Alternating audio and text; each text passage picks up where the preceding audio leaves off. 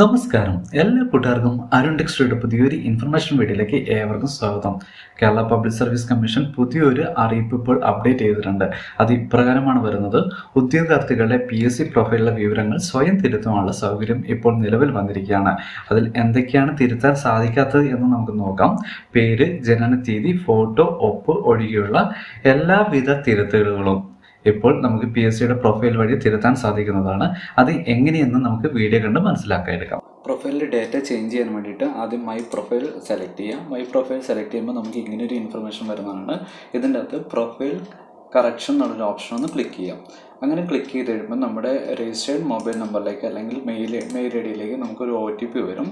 ഞാനിവിടെ OTP connect ചെയ്യുകയാണ്. OTP നമ്മുടെ മൊബൈലിൽ വന്നതിന് ശേഷം വെരിഫൈ OTP കൊടുക്കാം. വെരിഫൈ OTP കൊടുത്തതിന് ശേഷം നേരെ പ്രൊസീഡ് കൊടുക്കാം.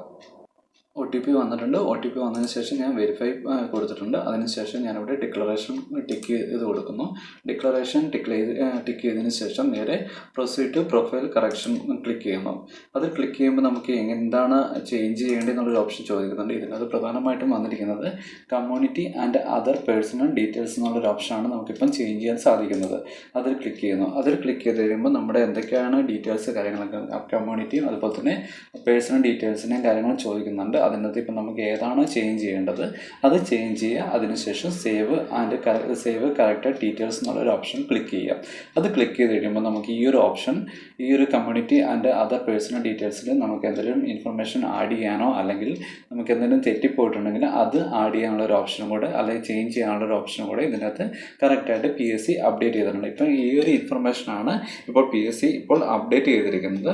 ഇത് പ്രധാനമായിട്ടും നമ്മുടെ OTP എന്നുള്ളത് നമ്മുടെ രജിസ്റ്റേർഡ് മൊബൈൽ നമ്പർ ഉണ്ടെങ്കിൽ മാത്രമാണ് നമുക്ക് ഇതിലേക്ക് ചേഞ്ച് ചെയ്യാനുള്ള ഓപ്ഷൻ വരത്തുള്ളൂ.